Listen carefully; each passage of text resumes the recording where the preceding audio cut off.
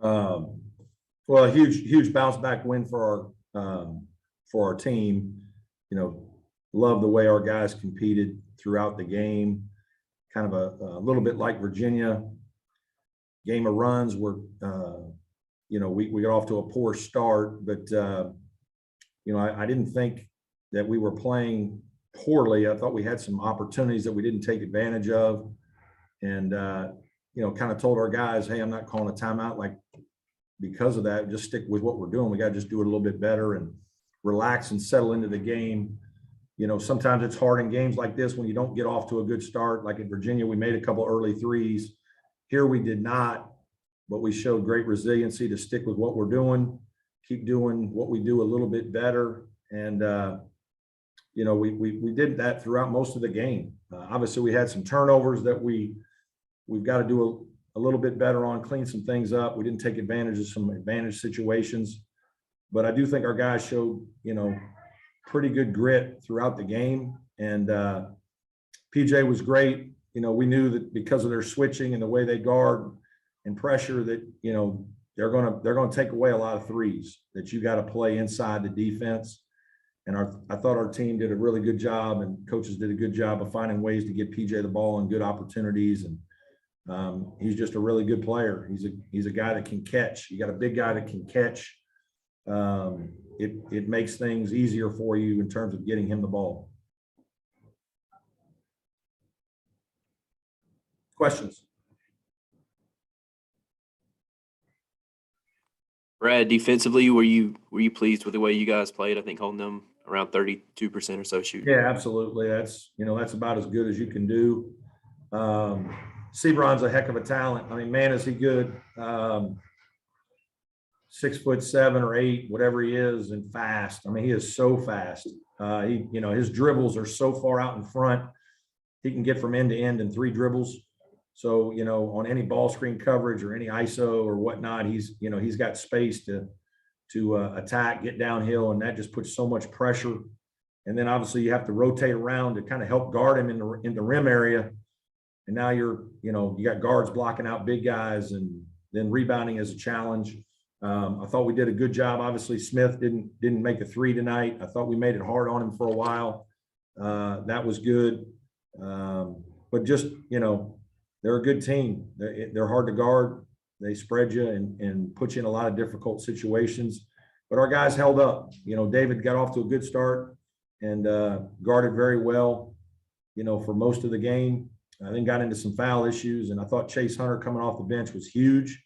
I thought he played great, not just a couple buckets that he made, but, they deny your point guard some. They make other guys initiate offense, and Chase can do that. He can handle the ball. He can make some decisions. He's kind of a third point guard for us. That helps. I thought he did some really good things in the game to help, us push through.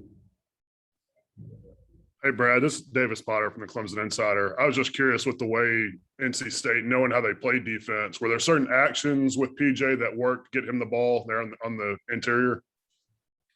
Yeah, I mean, we've got several plays we run, to try to get him the ball. A couple of times we can get it to him in an angle where he can lay it in or dunk it. It's, it's hard to do that. The timing has to be perfect. And, it's never easy because you're under duress and the other team's pressuring you. And, it's not something you can do on a regular basis in a game like tonight.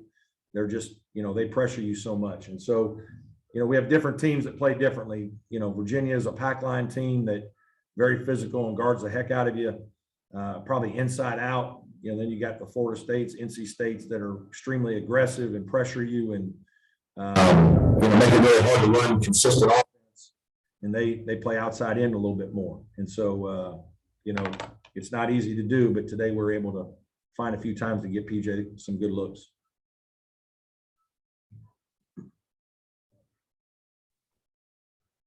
Brad, I know you said you were pretty pleased with the way y'all played at Virginia or against Virginia, even though you came up short. Do you feel like you guys are really playing pretty good basketball at the moment? Yeah, I mean, I think we're playing pretty well. It's it's hard to win games, and you're going to play well sometimes, and it's not always going to work out. We didn't play as well defensively. We made too many defensive mistakes, and we got beat on some details of things that we really worked on for Virginia in game one and probably let slip a little bit.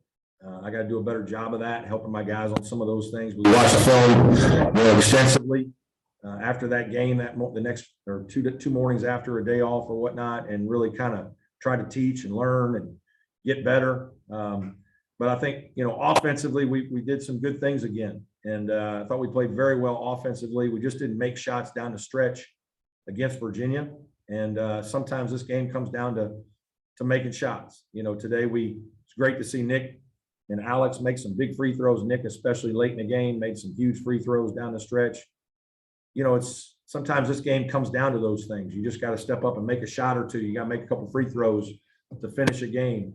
We just didn't do that in the last 8 minutes of the Virginia game. We missed some threes. We missed a couple plays around the rim. But I thought we got it where we wanted to a lot of times. So executing wise, we're getting better. Brad, this Getting is a couple straight. Go ahead, David. Sorry. Go ahead, Matt.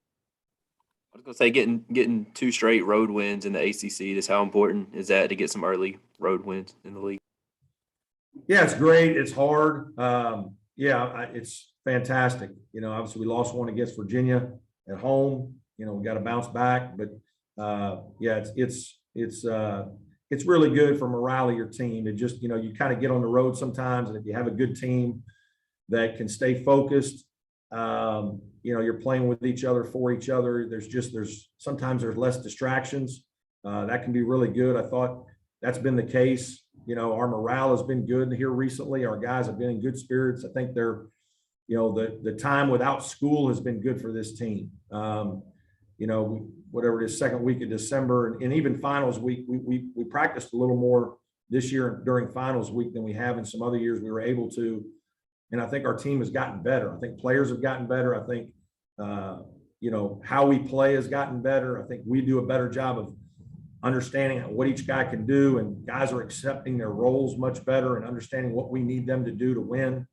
And that's what we talked about earlier in the year, where there's a growth process with your team that you have to kind of work through. And sometimes it's hard. And, this team has done a really good job in the last 4 to 5 weeks of really growing together. Brad, sort of along those lines and a big picture question. There's only 4 ACC teams in the top 70 of the net, not including you guys. And you guys haven't been able to play Duke yet with that game being postponed. How challenging or what are your thoughts just on trying to piece together a postseason resume as you guys, move forward the rest of the year? Yeah, I'm not really worrying about that, to be honest with you. We can't control what other teams' net and all those things are. I think we had a lot of turnover in our league in a lot of ways. We got a lot of teams that maybe, were changing. And so I think that's the hardest thing about basketball a little bit is because of the way the net works and the way conference works, everybody, you're almost slotted based on how you play in November and early December.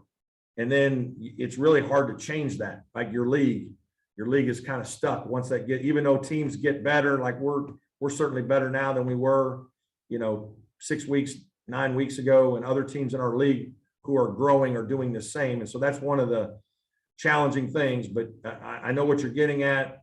We're not really talking about NCAA tournament or all those, we're just trying to get better. We're trying to win the next game, play well the next time out, understand what it takes for us to be successful as a team when we concentrate on Clemson, but then also going into the game, what's the plan that gives us the best chance to win? Let's try to execute that plan. Do we need to make an adjustment? And then, we'll see where we are after a while. Have you heard any word, Brad, to this point about that Duke game being made up? Have not. Still no word on it. Any more questions? Thanks, everybody. Appreciate it.